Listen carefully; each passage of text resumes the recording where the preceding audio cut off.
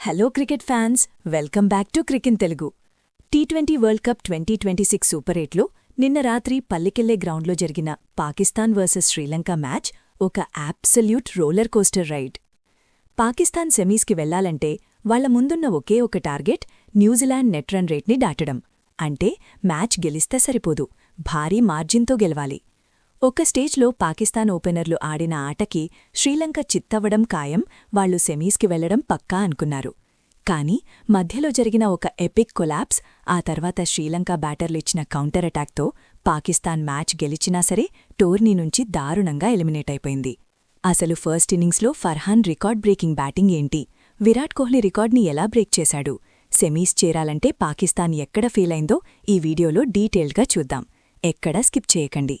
ముందుగా టాస్ గెలిచిన Sri Lanka captain Dasun Shanaka fielding ఎంచుకున్నాడు. అయితే మస్ట్ విన్ మ్యాచ్ కావడంతో పాక్ ఓపెనర్లు సాహిబ్జాదా ఫర్హాన్ మరియు ఫఖర్ జమాన్ క్రీజ్లోకి రాగానే శ్రీలంక బౌలర్లకి నరకం చూపించారు.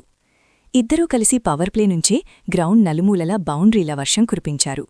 టీ20 వరల్డ్ కప్ హిస్టరీలోనే హయ్యెస్ట్ ఓపెనింగ్ పార్ట్నర్షిప్, ఏకంగా 176 రన్స్ జోడించి రికార్డ్ సృష్టించారు.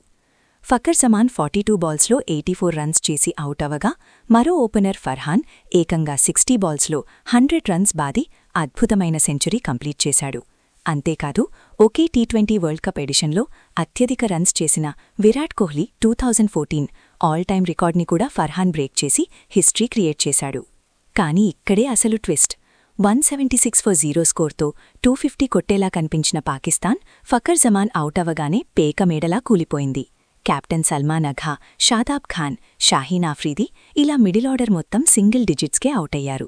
దిల్షాన్ మధుశంక బౌలింగ్లో పాక్ వరుసగా వికెట్లు పారేసుకుని ఫైనల్గా 20 ఓవర్లలో 212 ఫర్ 8 స్కోరుకి పరిమితమైంది. ఓపెనర్లు తప్ప ఒక్కరు కూడా 10 రన్స్ దాటలేదు. ఇక పాకిస్తాన్ సెమీస్కి వెళ్లాలంటే వాళ్ల ముందున్న ఒకే ఒక ఈక్వేషన్, శ్రీలంకని ఎలాగైనా 147 రన్స్ లోపు ఆపాలి. 213 రన్స్ భారీ టార్గెట్తో బరిలోకి దిగిన శ్రీలంకకి పాక్ స్పిన్నర్ అబ్రార్ అహ్మద్ 3 వికెట్లు చుక్కలు చూపించాడు. కేవలం 101 రన్స్కే శ్రీలంక సగం వికెట్లు 5 పడిపోలాయి. పాకిస్తాన్ ఫ్యాన్స్ అంతా సెమీస్కి వెళ్లిపోతున్నామని ఫిక్స్ అయ్యారు. కానీ అప్పుడే క్రీజ్లోకొచ్చిన పవన్ రత్నాయాకే పాక్ ఆశల మీద నీళ్లు చల్లాడు. కేవలం 37 బాల్స్లో 58 రన్స్ చేసి శ్రీలంక ఇన్నింగ్స్ని నిలబెట్టాడు.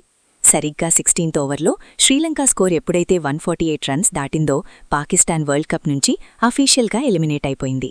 న్యూజిలాండ్ వాళ్లు టీవీల ముందు కూర్చుని సెలబ్రేషన్స్ చేసుకున్నారు. పాక్ ప్లేయర్స్ ఫేస్లో మాత్రం విపరీతమైన నిరాశ కనిపించింది.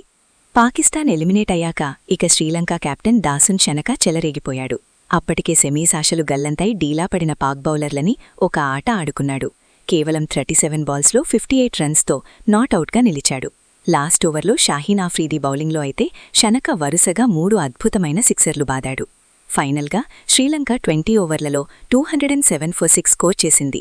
పాకిస్తాన్ 5 రన్స్ తేడాతో థ్రిల్లింగ్గా మ్యాచ్ గెలిచినా గ్రూప్ 2 నుంచి సెమీస్కి న్యూజిలాండ్ మరియు ఇంగ్లండ్ క్వాలిఫై అయ్యాయి. కోహ్లీ రికార్డ్ బ్రేక్ చేసినా, రికార్డ్ ఓపెనింగ్ పార్ట్నర్షిప్ వచ్చినా కూడా పాకిస్తాన్ మిడిల్ ఆర్డర్ చేసిన దారుణమైన ఫెయిల్యూర్ వల్లే వాళ్లు ఇంటికి వెళ్లాల్సి వచ్చింది. మరి ఈ మ్యాచ్లో Farhan century, Shanaka fighting innings మీద మీరేమంటారు? పాకిస్తాన్ మిడిల్ ఆర్డర్ వైఫల్యమే వాళ్ల కొంపముంచిందా? కింద కమెంట్స్లో చెప్పండి. ఈ రివ్యూ నచ్చితే లైక్ చేయండి, షేర్ చేయండి. మరిన్ని ఇంట్రెస్టింగ్ వరల్డ్ కప్ అప్డేట్స్ కోసం మన క్రికెట్ తెలుగు ఛానల్ని సబ్స్క్రైబ్ చేసుకోండి.